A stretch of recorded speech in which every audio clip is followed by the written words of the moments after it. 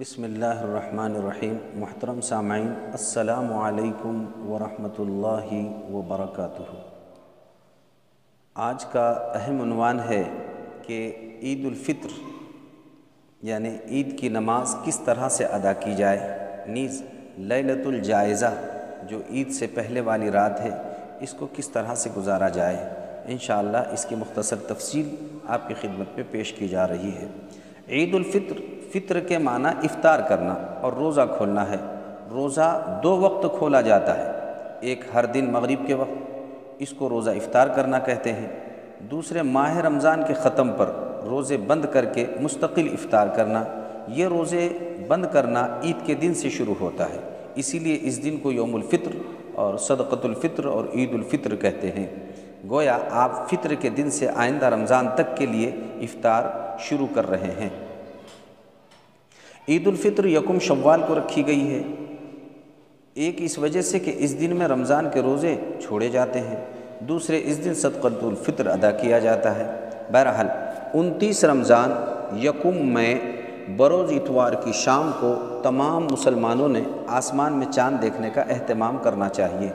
اگر اتوار کی شام کو چاند نظر آئے تو عید اتوار پیر کے دن ہی ہوگی انشاءاللہ العزیز، اور اگر اتوار کو چاند نظر نہ آئے اور مقامی رویت ہلالی کمیٹی نے کوئی فیصلہ نہیں کی تو اس صورت میں پھر عید منگل کے دن ہوگی۔ عید کی رات بھی اسلام میں متبرک ترین راتوں میں شمار ہوتی ہے۔ اس رات میں اللہ تعالیٰ اپنے مقبول بندوں کو انعامات سے مالا مال فرماتے ہیں، اسی لیے اس رات کو لیلۃ الجائزہ انعامات کی رات کہا جاتا ہے۔ ابن ماجہ شریف کی ایک روایت میں ہے، نبی اکرم صلی اللہ علیہ وسلم نے ارشاد فرمایا، جو شخص مرد و عورت اخلاص اور ثواب کی امید کے ساتھ عید کی راتیں عبادت میں گزارے، اس کا دل اس دن زندہ رہے گا جب سب لوگوں کے دل مر جائیں گے۔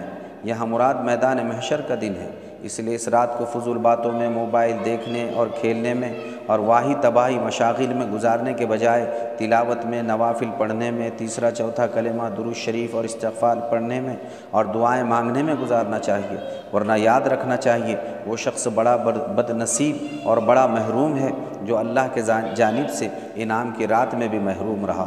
ایک بڑے عالم دین نے ارشاد فرمایا، افسوس اس پر نہیں ہے جو بت خانہ اور پوجا پاٹ کی جگہ سے نکل کر جہنم میں جائے، افسوس اس مسلمان پر ہے جو رمضان میں سے نکل کر بھی جہنم میں جا رہا ہے۔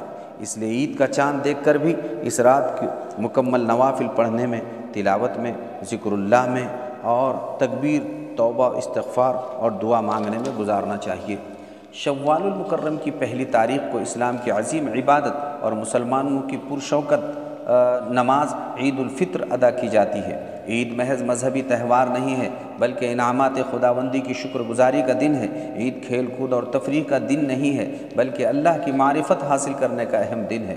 چنانچہ علامہ ابن المنذری رحمۃ اللہ علیہ نے الترغیب والترہیب میں ایک روایت نقل فرمائی ہے جس میں حضرت نبی کریم صلی اللہ علیہ وسلم نے ارشاد فرمایا، جب عید الفطر کا دن ہوتا ہے تو فرشتے راستوں کے دروازوں پر کھڑے ہو کر یہ آواز لگاتے ہیں، اے مسلمانوں کی جماعت، اس رب کریم کی طرف چلو جو خیر سے نوازتا ہے، پھر اس پر عظیم الشان بدلہ عطا کرتا ہے۔ تمہیں راتوں میں عبادت کا حکم ہوا، چنانچہ تم نے عبادت کی، اور تمہیں دن میں روزوں کا حکم ہوا تو تم روزے رکھے اور اپنے پروردگار کا کہا مانا، لہٰذا اپنے پروردگار سے اب تم اپنا بدلہ لینے کے لیے چلو۔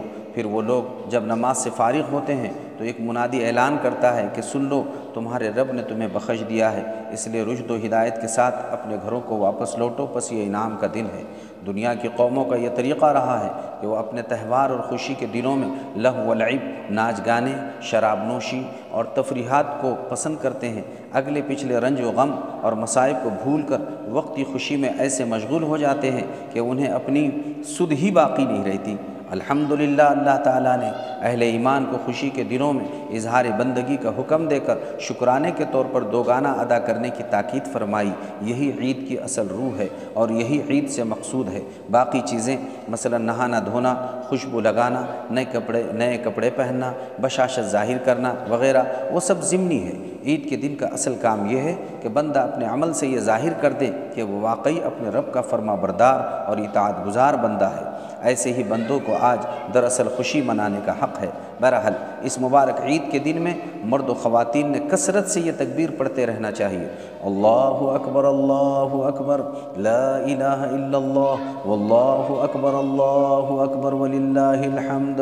نماز عید سے پہلے گھر جہاں نماز عید ادا کر رہے ہیں وہاں کوئی نفل پڑھنا جائز نہیں ہے، حتیٰ کہ عورتیں بھی عید کے دن اشراق اور چاشت کی نماز گھروں میں بھی اس وقت تک نہ پڑھیں جب تک کہ کسی جگہ عید کی نماز باجماعت سے نہ پڑھی گئی ہو۔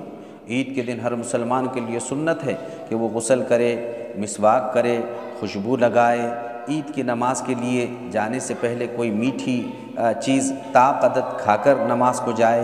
اگر صدقہ فطر ابھی تک ادا نہیں کیا ہے تو آج صدقہ فطر ادا کریں، پھر عید کی نماز کے لیے جائے۔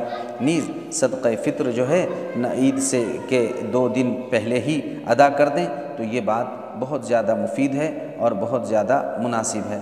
بہرحال جتنا ممکن ہو سکے پہلے ہی یہ اپنا فریضہ ادا کر لینا چاہیے اور اس سے سبکدوش ہونا چاہیے۔ مردوں کی طرح عورتوں کے لیے بھی عید کے دن مستحب ہے کہ وہ بھی غسل کریں، عمدہ لباس پہنیں، کیونکہ یہ خوشی اور زیب و زینت کا دن ہے۔ عورتوں پر نماز جمعہ اور عیدین کی نماز واجب اور ضروری نہیں ہے۔ نیز عید کی نماز جمعہ اور عام نمازوں سے الگ ہے، مگر اتنی مشکل بھی نہیں کہ غور کرنے پر بھی پڑھی نہ جا سکے۔ عید کی نماز میں صرف 6 زائد تکبیریں ہوتی ہیں، ان کو یاد رکھنے کی ضرورت ہے۔ نماز عید شروع کرتے وقت دل میں یہ نیت کر لینا چاہیے کہ میں 2 رکعت نماز عید الفطر ادا کرتا ہوں، پیچھے اس امام کے زائد 6 تکبیروں کے، رخ میرا کعبہ شریف کی طرف، اللہ اکبر، یا اتنا بھی کہہ لینا اور دل میں سوچ لینا کافی ہے میں اس امام کے پیچھے عید کی نماز پڑھتا ہوں۔ نیت کے بعد بغیر اذان اور اقامت کے 2 رکعت نماز ادا کی جائے گی۔ ان 2 رکعتوں میں پہلی رکعت میں تکبیر تحریمہ ملا کر کل 4 تکبیرات ہوں گی۔ چاروں مرتبہ اللہ اکبر کہتے وقت دونوں ہاتھ کانوں تک اٹھائیے، البتہ پہلی مرتبہ اللہ اکبر بول کر ہاتھ باندھ کر ثنا پڑھنا چاہیے اور ثنا پڑھی جائیں گی۔ دوسری اور تیسری بار اللہ اکبر کہتے وقت کانوں تک ہاتھ لے جا کر چھوڑ دیں گے اور پھر چوتھی مرتبہ تکبیر کے ساتھ ہاتھ اٹھا کر باندھ لیں گے۔ تو پہلی رکعت میں قرات سے پہلے تکبیر تحریمہ کے ساتھ 4 تکبیریں ہوگی۔ پہلی اور آخری تکبیر کے بعد ہاتھ باندھیں گے اور بیچ کی 2 تکبیر کے بعد ہاتھ نیچے چھوڑ دیں گے۔ یہ بات یاد رکھیں، عید کی نماز کی پہلی رکعت میں تکبیر کے بعد جہاں کچھ پڑھنا ہے وہاں ہاتھ باندھیں گے اور جہاں کچھ نہیں پڑھنا ہے وہاں ہاتھ چھوڑ دیں گے۔ دیکھیے پہلی بار اللہ اکبر کہہ کر ہاتھ اٹھا کر ہاتھ باندھ لیں گے کیونکہ یہاں ثنا پڑھنا ہے۔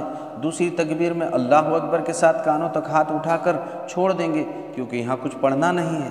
تیسری تکبیر میں بھی ہاتھ اٹھا کر چھوڑ دیں گے کیونکہ یہاں بھی کچھ پڑھنا نہیں ہے۔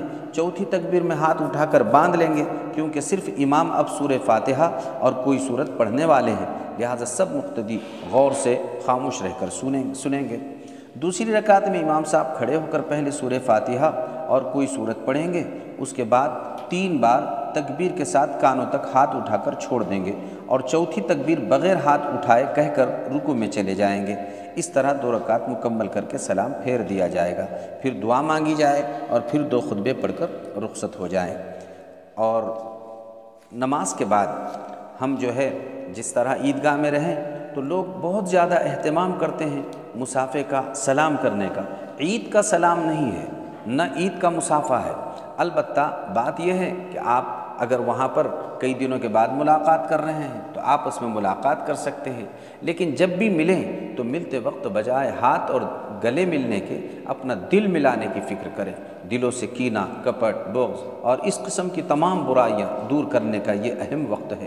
آپس میں اتحاد اتفاق قائم کیا جائے، خدا را بھائیوں آپس میں میل ملاپ قائم کیا جائے، اسی میں ہماری خیر ہے، اسی میں برکت ہے۔ بہت سے لوگ ایسے مبارک موقع پر بھی ایک دوسرے کا چہرہ دیکھنا گوارا نہیں کرتے، یہ انتہائی بد نصیبی اور محرومی کی بات ہے۔ ایسے موقع پر تو پھر نہ تو رمضان کے روزے قبول ہوتے ہیں، نہ نماز قبول ہوتی ہے۔ اگر بندہ ایک دوسرے کا کینہ دور نہ کریں اور ایک دوسرے کے لیے دل صاف نہ کریں تو یہ بات بہت زیادہ قابل غور ہے۔ بہرحال بات یہ ہے کہ ہمارے ظاہری مسافے اور دل کو دل ملانے کی ضرورت ہے۔ ظاہری مسافوں سے وہ کام نہیں ہوگا جو دل کو دل سے ملانے سے کام بننے والا ہے۔ اس لیے کوشش اس بات کی جائے کہ دلوں سے دل ملائے جائیں۔ اللہ تعالیٰ اپنے فضل سے ہم سب کو ان ہدایات پر عمل پیرا ہونے کی توفیق عطا فرمائیں۔ اس مبارک موقع پر اس سیاہ کار محمد عارف کو بھی اپنی دعاؤں میں ضرور یاد فرمائیں۔ وآخر دعوانا ان الحمد للہ رب العالمین۔